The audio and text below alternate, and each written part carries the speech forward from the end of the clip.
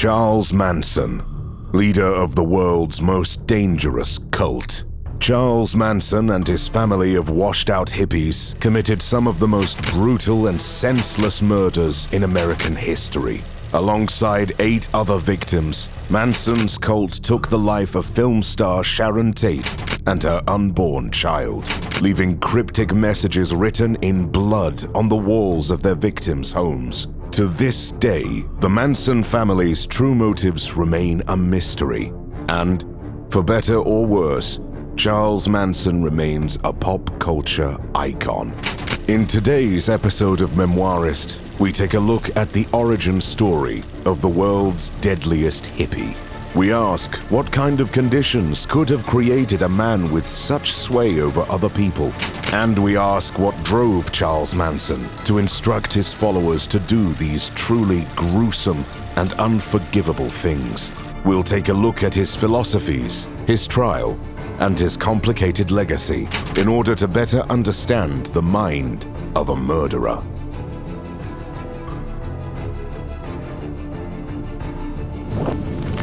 Uprooted and Unsupported, Charles Manson's early years.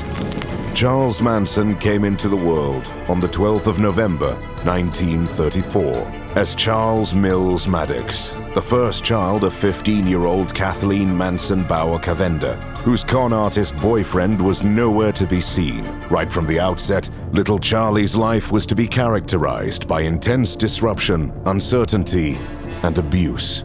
As a teenage mother with no father in the picture, Kathleen took to excessive drinking. She and her brother, Luther, would often go on days-long drinking sprees in their hometown of Cincinnati, Ohio, leaving their toddler Charles with an ever-revolving cast of babysitters. As a result of her behavior, her husband and Charles's stepfather, William Eugene Manson, filed for divorce in 1937 when Charles was just 2.5 years old. 2 years later, Kathleen and her brother were arrested for assault and robbery. The pair were sent to jail, and the now 5-year-old Charles Manson was left effectively orphaned.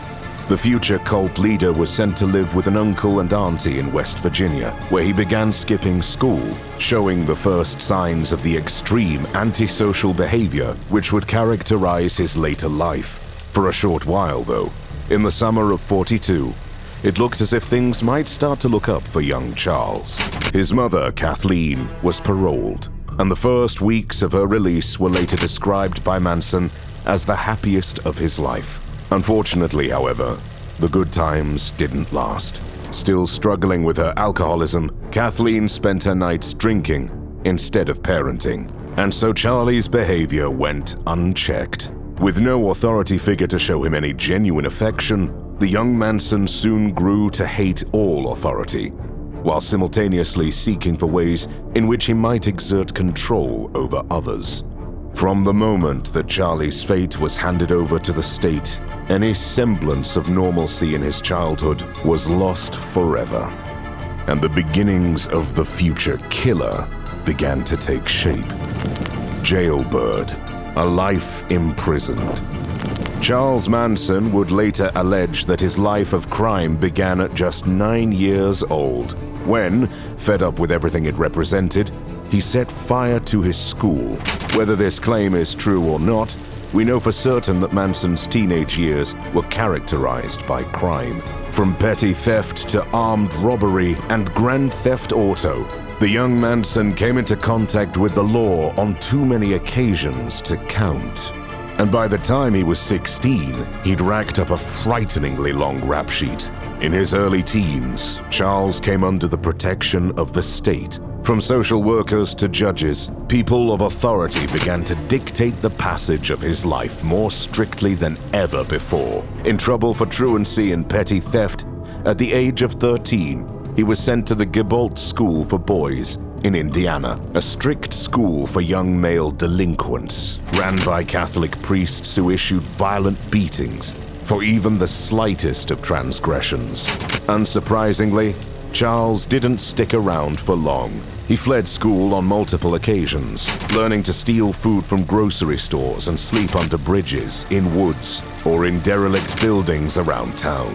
Sent back to Gebolt School for Boys by his mother in early 1948, Charles ran away for the final time that same year. He was just 14 years old when he found himself a cheap room in Indianapolis and got himself a job delivering messages for Western Union. Unfortunately, Manson soon began stealing again to supplement this meager income. In 1949, he was caught and this time sent to juvie. After just 4 days there, Charles and a student named Blackie Nelson stole a car and escaped. With a gun they'd managed to obtain, the runaways committed 2 armed robberies on their way to Blackie's uncle's home in Peoria, Illinois. 2 weeks later, Manson was arrested yet again during the robbery of a local store. As if young Charlie Manson's life hadn't already been chaotic enough, the final reform school he was sent to seems to have pushed him over the edge. At the Indiana Boys' School, Charles was reportedly raped and beaten by his fellow students, all at the behest of his teacher. In order to protect himself, he would later recall developing a defense technique he dubbed the insane game. Playing the insane game, Charles would shriek and holler, flailing his limbs about to make himself look as unhinged as possible in order to scare off his attackers. Many have since postulated that Manson would use this crazy act for the rest of his life to draw much desired attention to himself, and yet simultaneously to hide his true character. Finally, following his 18th escape attempt from the Indiana Boys' School, 16-year-old Charles Manson was sent to prison for the first time in October 1951 on federal charges of car theft. Over the next 15 years, Charles would commit a host of other crimes both inside and out of jail, including attempted escape, pimping of a 16-year-old girl for prostitution, forging a U.S. Treasury check, stealing cars, and at least one account of raping a fellow prison inmate at knife point, though he may have raped many others. By the time Manson was released from prison into the hippie counterculture of the late 1960s, he'd spent more than half of his 32-year-old life in jail, let down and abused not only by the system, but by his own family. The boy who might well have grown into an ordinary, law-abiding citizen had instead been shaped into a violent, compassionless schizophrenic, with paranoid delusions and a craving for attention. In a word, he had been molded into the perfect cult leader. LSD and the Summer of Love. Manson starts a cult. There is a reason that a man as problematic, mentally unwell, and violent as Charles Manson remains something of a cult figure in the eyes of society's outcasts, and it has as much to do with the culture into which he was released, following his nearly 2 decades in prison. The 1960s was a unique era in not just American, but world history. Inspired by the anti-establishment, neo-bohemian sentiments of Jack Kerouac and the Beat generation of the 1950s, the youths of the mid-late 60s began rejecting the conservative values of their parents' generation in even louder and more unconventional ways. They ditched suits and hats in favor of jeans and tie-dyed t-shirts. They grew their hair, experimented with psychedelic drugs, and advocated free love. And they also started protesting the Vietnam War. In addition, more generally, to America's consumerist, materialistic, military-industrialist politics. Known as the hippie movement, this new counterculture grew to fever pitch in 1967, culminating in San Francisco's so-called Summer of Love. At 32 years old, it was directly into the heart of this atmosphere that Charles Manson, a newly released felon, was released. After a brief stint in Berkeley, where he met his parole officer Roger Smith, he moved to the center of the hippie world, the San Franciscan neighborhood of Haight-Ashbury. Here, Charlie began attending the Haight-Ashbury Free Medical Clinic, where his parole officer worked. Though established to offer free treatment as part of the burgeoning anarchic politics of the hippies, the clinic was ironically secretly funded by the CIA. The CIA had been privately experimenting on the American people for a while by this point, in an attempt to alter the human psyche and thus create a sort of brainless super soldier to fight their Cold War. The project was called MK Ultra, and largely involved the testing of LSD on unsuspecting subjects. At the Haight-Ashbury Free Medical Clinic, Manson and his growing number of followers were given lab-strength acid for the first time. Roger Smith's colleague would later report that the change in Manson's personality as a result of the LSD that summer was the most abrupt change Roger Smith had observed in his entire professional career. High on powerful CIA-issued hallucinogens and surrounded by the free love ideals of the hippies, Manson began to develop his own warped philosophy. He started preying on those who were social outcasts, as well as the emotionally insecure and vulnerable.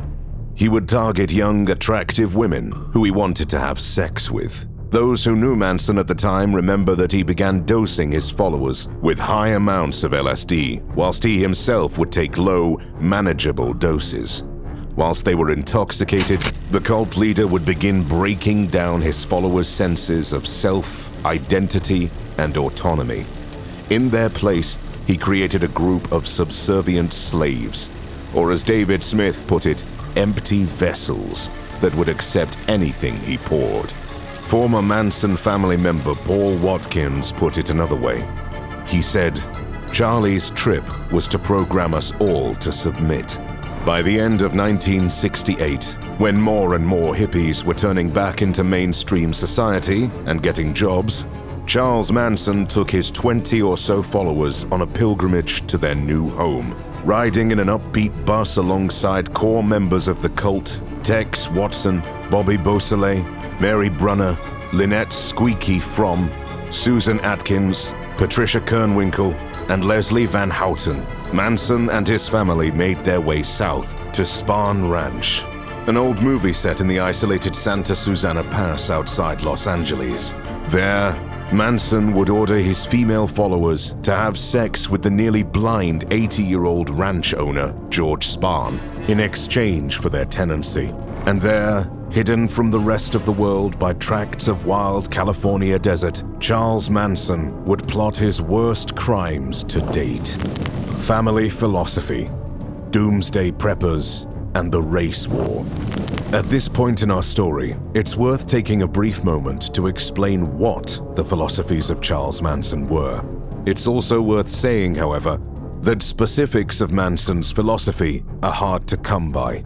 On one hand, this is undoubtedly because so much of what Manson taught was warped by mind-melting amounts of LSD.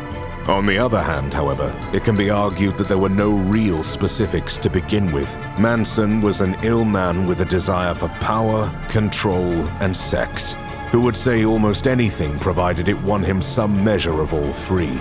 As critic Michael Nordine put it, he may be society's go-to conception of evil, but he was also a drugged-out racist who wrote forgettable songs that even his acolytes probably didn't enjoy as much as they were letting on. Nevertheless, we do know a fair deal about the things in Manson's life which influenced his outlook. Most prominently during his time in prison, Manson had been introduced to the Church of Scientology, itself an abusive and isolationist cult based on the imaginings of failed sci-fi author L. Ron Hubbard.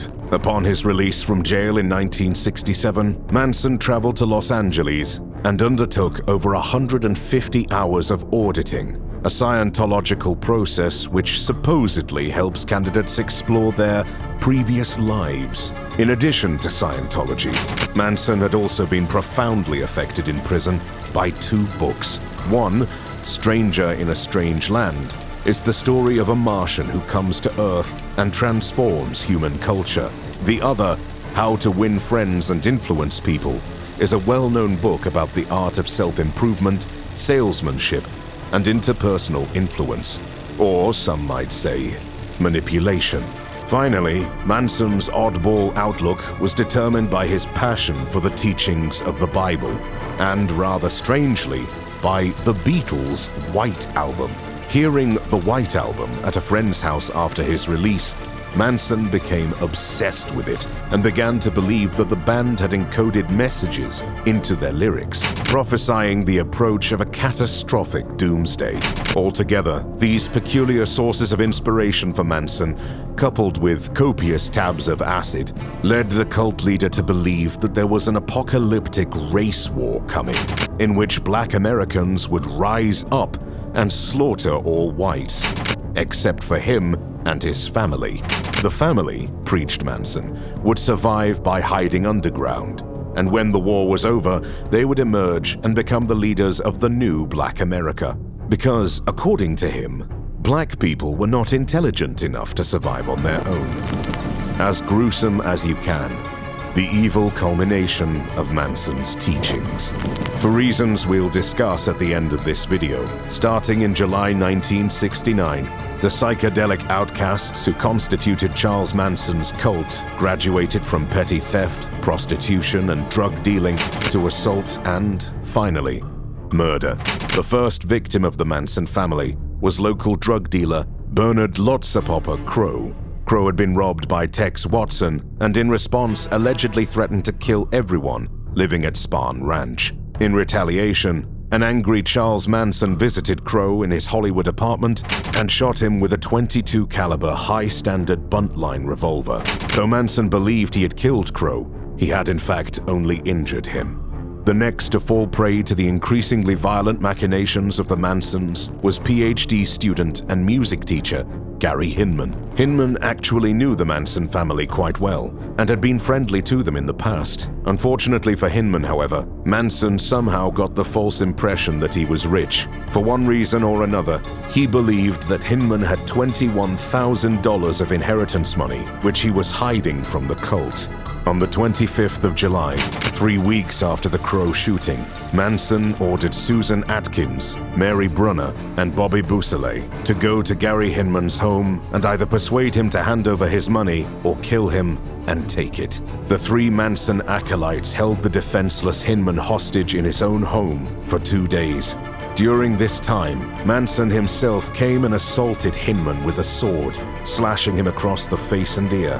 When Hinman still wouldn't confess to having any money, Manson ordered Bobby Beausoleil to kill him, which he did by stabbing Hinman repeatedly, using Hinman's own blood as ink. The Manson killers wrote the words "Political Piggy" on his wall and drew a Black Panther symbol next to it.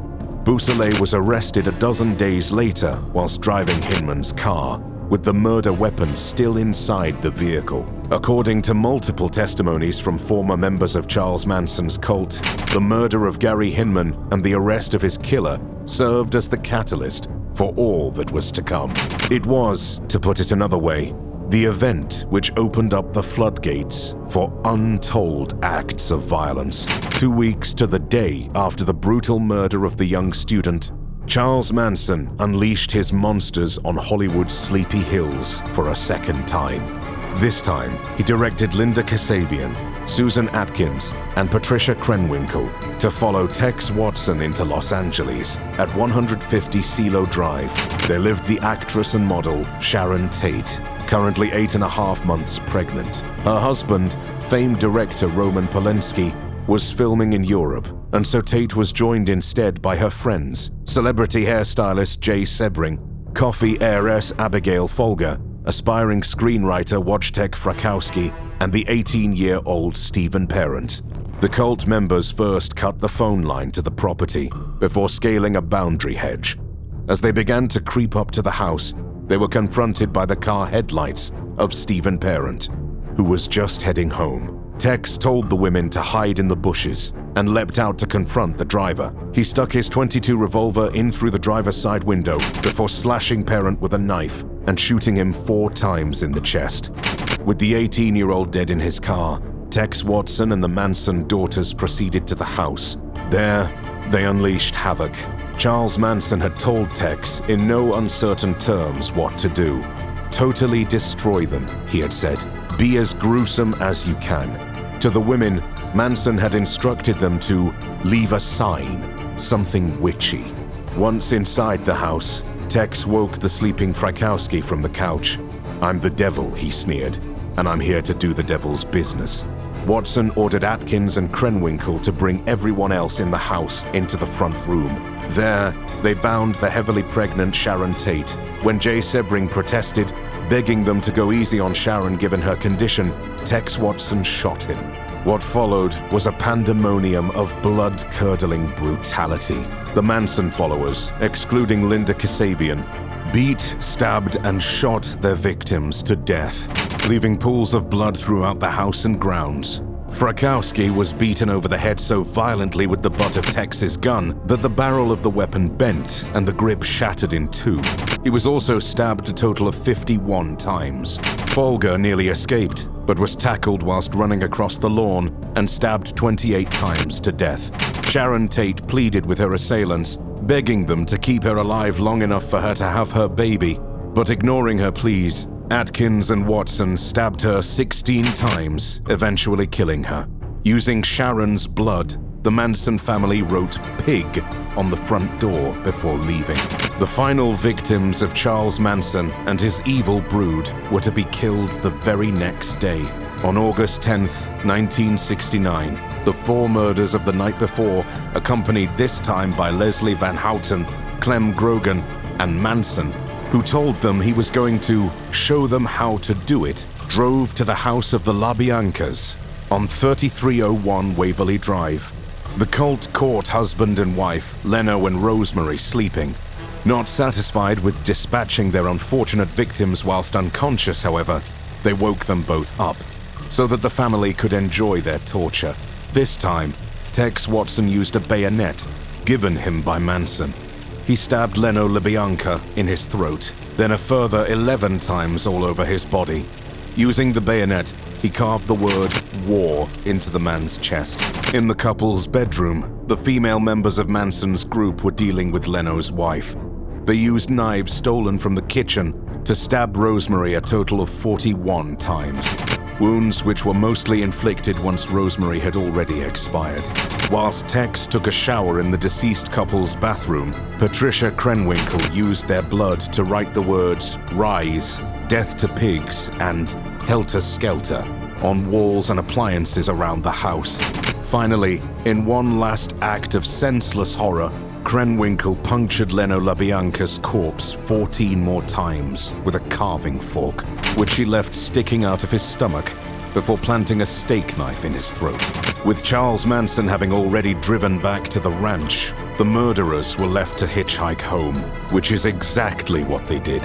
Before the arrest of Manson and his murderous followers on December 1st, 1969, Charlie took part in the slaying of one last innocent person. Stuntman and cowboy Donald Shorty Shea lived at Spahn Ranch with the Manson family. Though he wasn't a member, he'd been there long before them. When Manson was arrested for an unrelated car theft on August 16th, mere days after the Tate LaBianca murders, he suspected it was Shorty who had informed the police. Late at night on the 26th of August, whilst out on custody, Manson, Gorgon, Bruce Davis, and Tex Watson lured Shea to a quiet location before slowly torturing him to death. His body wasn't discovered until over 7 years later. Finally, however, the Manson family's spree of mindless death was put to an end by their apprehension towards the close of 1969. In courtroom proceedings dubbed the Trial of the Century, a jury found Charles Manson, Tex Watson, Susan Atkins, Patricia Krenwinkel, and Leslie Van Houten guilty on all accounts of first-degree murder. They were each sentenced to the death penalty, sentences which were commuted to life imprisonment in 1972, when California's Supreme Court ruled that the death penalty had, at that time, been unconstitutional. Despite countless appeals on the behalf of all the perpetrators, they all remain in prison to this day, except for Manson and Atkins, who died in 2017 and 2009 respectively. When Charles Manson passed away from cardiac arrest and colon cancer, he had just celebrated his 83rd birthday. Of his 83 years on Earth, he had been locked up for 70 of them. Mixed motives, Helter Skelter, copycat killings, or drug deals gone bad. The murders of Hinman, Shea, Tate, Parent, Frykowski, Folger, Sebring, and the LaBiancas were brutal, messy, and pointless. They were committed by delusioned hippies, out of their minds on LSD, who acted on the instructions of a sex-crazed schizophrenic with paranoid delusions. There was no rhyme nor reason to them, yet the sheer gore and absurdity of the crime scenes not only made national news, but changed the course of history. In the words of A.J. Romano, the murders effectively sounded the death knell of 60s counterculture. So why did Manson order his followers to do these things? Did he have a motive? And if so, what was it? The first theory is one put forward by the prosecutor in the Manson case, Vince Bugliosi. Bugliosi theorized that Manson's obsession with the Beatles' White Album was all to blame. He argued that the murders were all done in an attempt to kickstart Manson's prophesied race war, which he called Helter, Skelter, after a Beatles track. This, said Bugliosi, would explain the drawing of the Black Panther symbol in blood at Gary Hinman's place, as well as the writing of Helter Skelter on the refrigerator at the LaBiancas. Other prosecutors on Bugliosi's team denied this theory, however, stating that Bugliosi had it all wrong. The second motive for the murders was put forward by the murderers themselves. They stated during their trial that, following Bousselet's arrest for Hinman's murder, they decided to try and persuade the police that the real killer was still on the loose by carrying out a series of so-called copycat killings. They hoped that doing so would get Bousselet released, hence why they wrote the messages "Pig" at the Tate House and "Death to Pigs" at the LaBiancas, in mimicry of political pigs, which had been written in blood at Hinman's. However, this theory also fell short, since it relied on blaming all the murders, not on Charlie Manson, but on key prosecution witness and murder accomplice Linda Kasabian. The third official theory is that the killings were simply drug deals gone bad. Hinman had allegedly sold a bad batch of mescaline to a bike gang affiliated with the Manson family, whilst similarly a friend of Jay Sebring recalls Charles Manson visiting the Tate House the day before the killings to sell cannabis and cocaine to Sebring and Frykowski. Could these brutal attacks have been nothing more than retaliation for late payments and bad batches? In truth, there's really no telling why anyone would do such inhumane things to another person. In Manson's case, the tale is too twisted to untangle. Might he even have attacked Sharon Tate's house simply because a music producer who lived there before her had denied Manson a record deal? For a man as obsessed with music, LSD, power, and pain as Charles Manson was, and for someone with such a sad history of childhood abuse and abandonment, there's no telling what finally made him push his followers to the edges of humanity. Whatever his reasoning, Charles Manson remains one of the most enigmatic and controlling cult leaders of all time. He, perhaps understandably, felt that he'd been failed by society, and in his own twisted way, he decided to lash back at it with unbridled cruelty. And in the process, he dragged the lives of dozens of impressionable young men and women down with him.